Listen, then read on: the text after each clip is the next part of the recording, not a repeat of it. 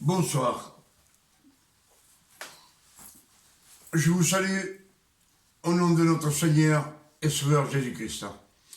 Une fois de plus, je suis heureux d'être parmi vous. Je suis heureux parce que pour moi, c'est un privilège, comme toujours, de pouvoir vous apporter un message de la grâce de notre Seigneur Jésus-Christ, avec beaucoup de révélations. Chaque fois que je vous parle, que je viens, je sais que vous regardez mes vidéos, et c'est pas un par hasard. C'est pas par hasard, c'est parce que Dieu le veut. Alors, ouvrez bien vos oreilles et ouvrez bien la vue de votre cœur. Que votre cœur soit illuminé. C'est ce que je souhaite pour vous tous. Aujourd'hui, on va partager quelques écritures de la Bible. On va voir ce qu'on peut méditer et sortir de ces quelques versets. Genèse 41, verset 39. C'est l'histoire de Joseph, fils de Jacob, qui, étant esclave, il est devenu le maître de tout.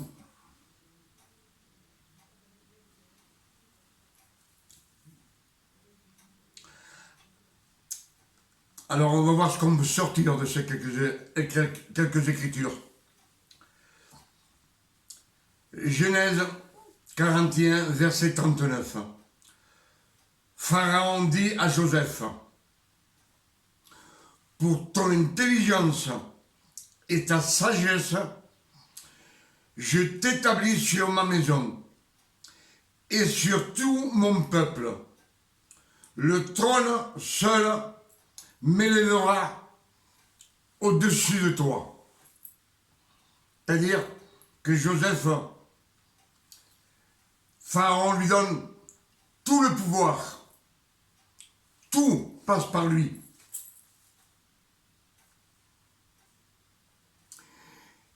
Et Joseph arrive à convaincre l'Égypte qui représente le monde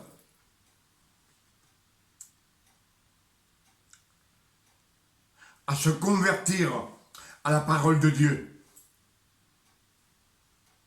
Mais Pharaon est toujours Pharaon.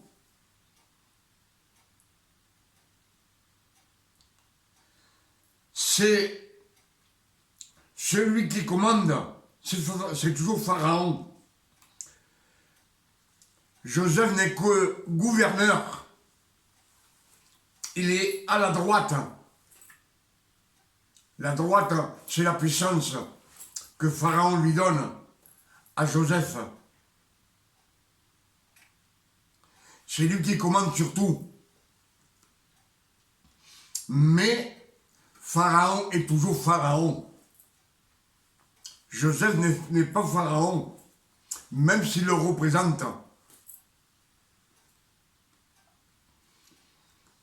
Je vous dis cela parce que Jean 19, verset 30, quand Jésus eut pris le vinaigre, il dit, tout est accompli. Baissant la tête, il rendit l'esprit. Il rendit l'esprit, il partit dans sa gloire auprès du Père. Dieu le ressuscita. Il le mit à sa droite. Matthieu 22, verset 44. Le Seigneur dit à mon Seigneur, assieds-toi à ma droite, jusqu'à ce que je fasse de tes ennemis ton marchepied. Donc, Dieu a donné le pouvoir à Jésus. Mais jusqu'à un temps, jusqu'à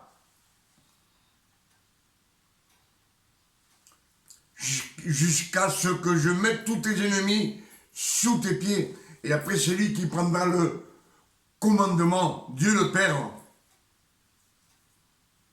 Père éternel, le Dieu de gloire, notre Dieu. On sait bien que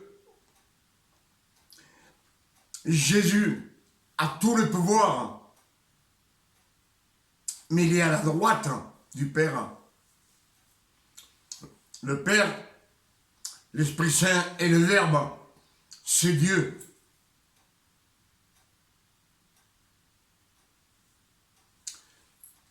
Sur la terre, quand Jésus était là, c'était un homme de chair et de sang pour accomplir toute la loi, pour après l'effacer une fois qu'il l'aurait accompli, pour pouvoir nous racheter à nous racheter de la loi, nous racheter de la mort et nous faire renaître de nouveau. Pour cela, je vous dis toujours que Dieu, lui, a travaillé pour nous. 4000 ans. Il s'est servi de beaucoup d'hommes.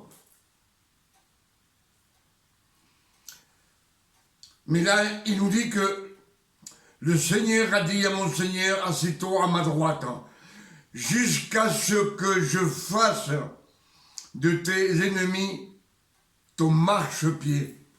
Jusqu'à, il y a un temps, et Dieu va reprendre le pouvoir. Lui, c'est le Créateur, c'est Dieu le Père. Christ est à côté. Je ne sais pas si vous arrivez à comprendre les Écritures. C'est Matthieu 22, verset 44.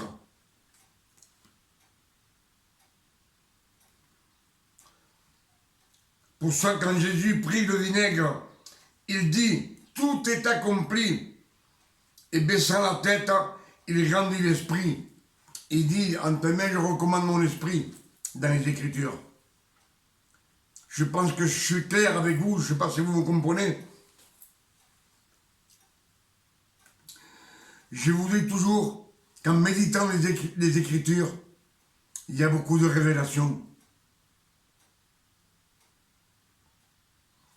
Ce sont des choses que je n'ai jamais entendu prêcher par nos prédicateurs. Et là, on va écouter quelques versets de Luc. On va voir. Soyez attentifs et écoutez. Comme Jésus se trouvait auprès du lac de Génézareth et que la foule se pressait autour de lui pour entendre la parole de Dieu, il vit au bord du lac 2 barques, d'où les pêcheurs étaient descendus pour laver leurs filets. Il monta dans l'une de ces barques qui était à Simon, et il le pria de s'éloigner un peu de terre, puis il s'assit, et de la barque, il enseignait la foule. Lorsqu'il eut cessé de parler, il dit à Simon, « Avance en pleine eau, et jetez vos filets pour pêcher. » Simon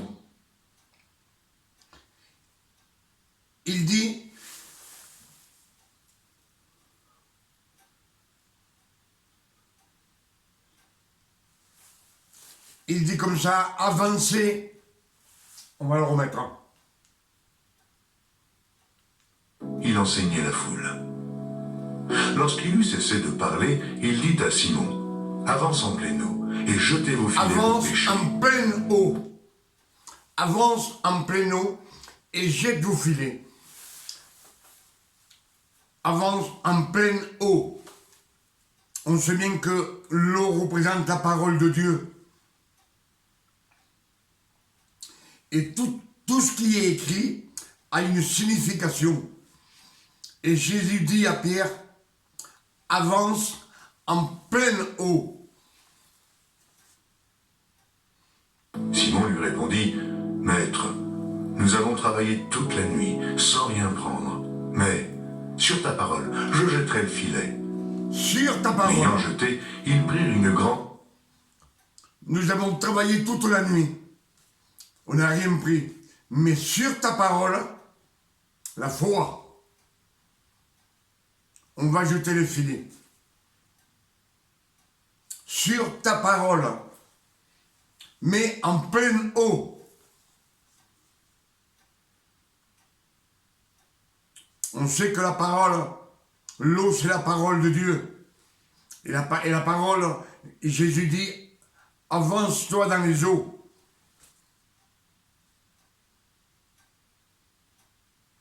Je ne sais pas si vous arrivez à comprendre ce que je veux vous faire comprendre, vous. Une quantité de poissons et leurs filets se rompaient. Ils firent signe à leurs compagnons qui étaient dans l'autre barque de venir. Simon lui répondit, Maître, nous avons travaillé toute la nuit sans rien prendre, mais sur ta parole, je jetterai le filet. L'ayant jeté, ils prirent une grande quantité de poissons et leurs filets se rompaient. Toute la nuit, en train de travailler, ils n'avaient rien pris. Et Jésus, quand il vient chez les siens, il ne trouve pas de fruits. Aucun fruit sur les fils de Dieu, sur les enfants de Dieu. Seulement des méfaits, de l'orgueil. C'est ce qu'il trouve.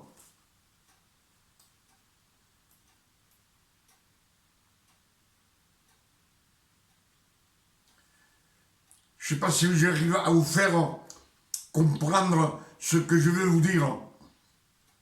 Toute la nuit, comme on dirait, toute la vie, Dieu n'a pas trouvé un homme, un seul juste. Même pas un seul. Même pas un qui fasse le bien.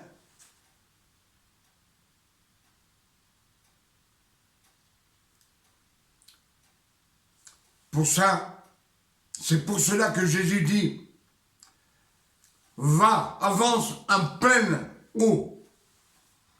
C'est l'eau de la parole. Et Pierre dit, sur ta parole, je jetterai les filets. Et les filets...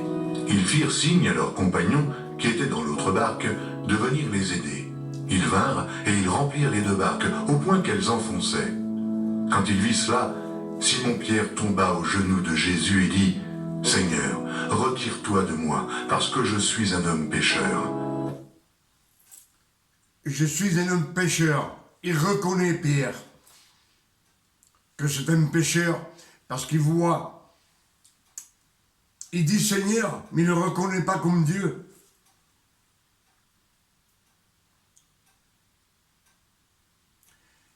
Et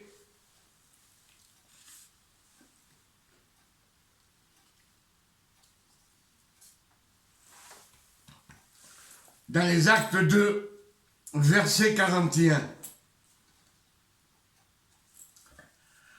après que Dieu ait ressuscité, que Christ a apparu, il s'est montré à ses disciples 40 jours plus tard. Le Saint-Esprit est venu sur eux.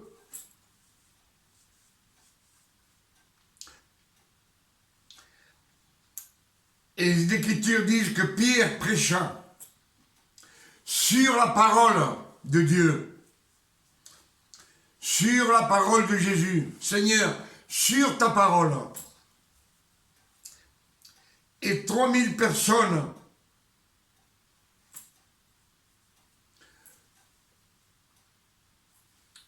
furent sauvées. 3000 personnes sur sa parole. Mais il a fallu qu'ils avancent dans les eaux, dans la parole.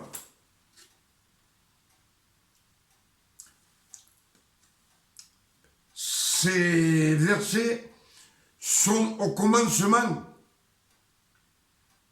du ministère de Christ, de Jésus. Et quand Pierre prêcha et 3000 se convertirent, c'est à la fin, c'est 3 ans et demi après, ils ont médité la parole.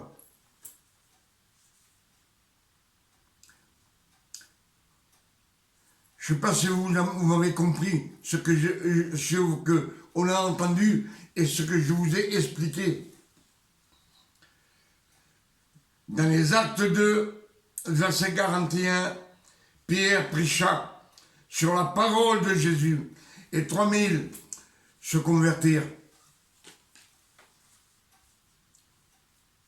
Pierre jeta ses filets sur la parole de Jésus et les filets furent pleins à craquer. Mais Jésus leur dit, avancez-vous en hauteur, plus loin dans les eaux.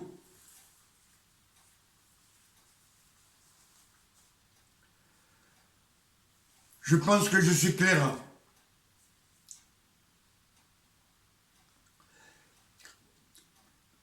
À chaque fois que je suis devant vous, j'espère vous apporter des messages qui peuvent révéler à votre cœur et à vos yeux pour venir à la grâce de Dieu. On sait bien que dans les Écritures, le Seigneur ne veut pas de mélange. C'est écrit beaucoup de fois dans les Écritures. Pour cela, je vous dis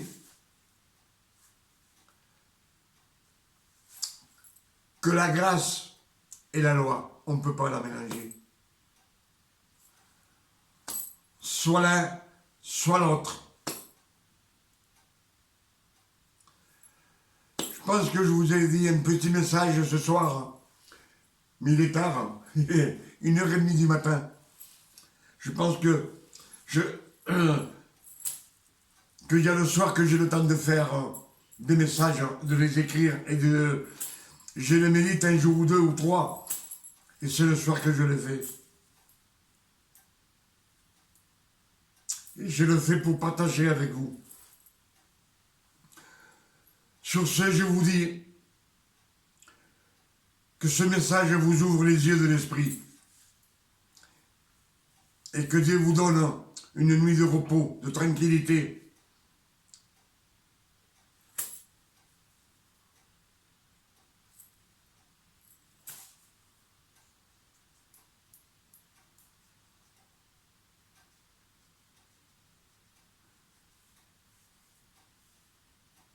Je ne sais pas quoi, je cherche.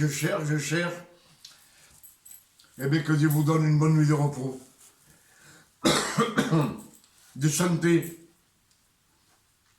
et d'amour et de sainteté. Que Dieu vous bénisse, vous garde. À bientôt.